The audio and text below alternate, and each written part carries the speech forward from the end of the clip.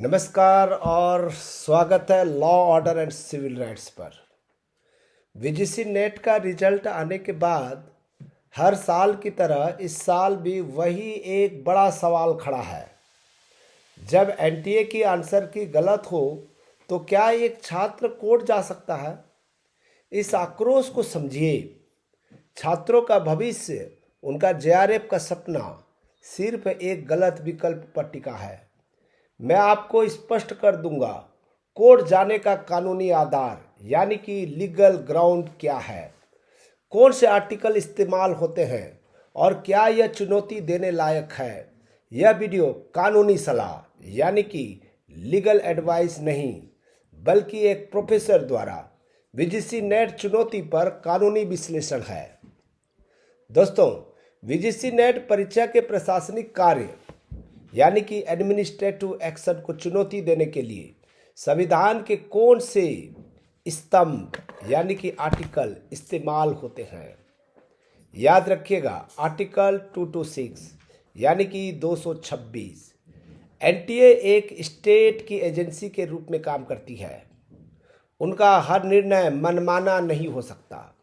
यदि आंसर की मनमानी है तो वह आर्टिकल 14 का उल्लंघन है। दूसरा है नेचुरल जस्टिस का सिद्धांत। किसी भी सार्वजनिक परीक्षा में निष्पक्षता और पारदर्शिता आवश्यक है। यह भी एक नेचुरल जस्टिस के वायलेशन माना जा सकता है और नेचुरल जस्टिस फंडामेंटल राइट्स है। हमारी लड़ाई वीजीसी या एनटीए से नहीं, बल्कि मनमानी और भेदभाव के खिलाफ है। जैसे ही एनटीए कोई त्रुटिपूर्ण आंसर की जारी करती है, वह सीधे भारतीय संविधान के अनुच्छेद 14 समानता का अधिकार का उल्लंघन करती है। कोर्ट में हमें यह साबित करना होता है कि एनटीए का निर्णय पेटेंट एरर यानी कि स्पष्ट गलती या मेलाफाइड यानी कि दुर्भावनापूर्ण है, न कि सिर्फ विशेषज्ञ का मतभेद। तो दोस्तों ध्यान दीजिएगा, ये मेलाफाइड होने के कारण और पेटेंट एरर होने के कारण यह आर्टिकल 14 राइट टू इक्वालिटी का वायलेशन है और article 14 fundamental rights of the constitution है। इसलिए हम सब का फंडामेंटल राइट्स का वायलेशन माना जा सकता है। अब यहाँ पर ध्यान दीजिएगा, हाई कोर्ट में क्या सबूत दें। कोर्ट में वीजीसी नेट के गलत प्रश्न को साबित करने के लिए आवश्यक कानूनी दस्तावेज और प्रमाण क्या क्या चाहिए। ठीक है, प्रमाण का बोझ, बर्डन ऑफ प्रूफ, यह हमेशा छात्र पर होता है।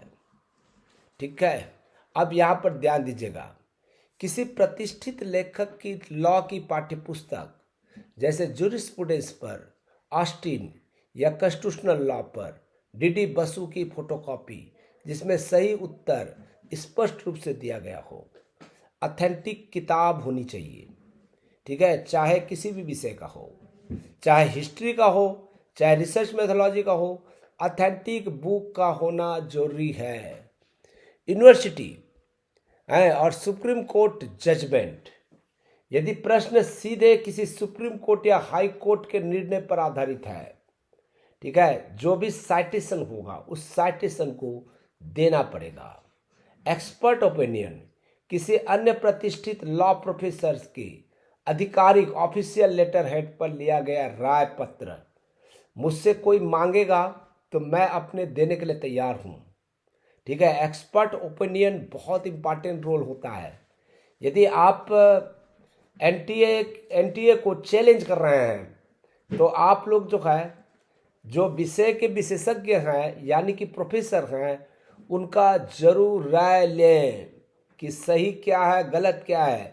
यह भी एक साइटेशन की तरह काम करता है।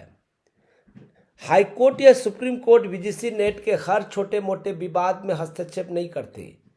वे तभी हस्तक्षेप करेंगे जब आप एक सॉलिड एंड और सही सबूत देंगे।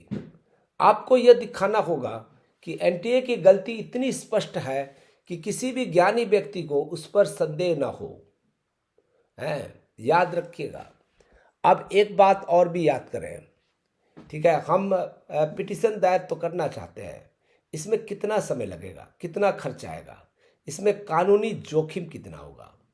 छात्रों के लिए सबसे महत्वपूर्ण भाग है वास्तविक प्रक्रिया में कितना समय और प्रयास लगता है, क्या ये जोखिम है। तो दोस्तों, रिट पिटीशन में कई महीने या यहाँ तक साल भी लग सकते हैं। कोर्ट पूरे रिजल्ट को होल्ड कर सकती है। यदि कोर्ट आपकी याचिका को, ठीक है, तुच्छ मानकर खारिज कर देती है तो आप पर भारी जुर्माना लगाया जा सकता है। कोर्ट चैलेंज एक मैराथन है, स्प्रिंट नहीं।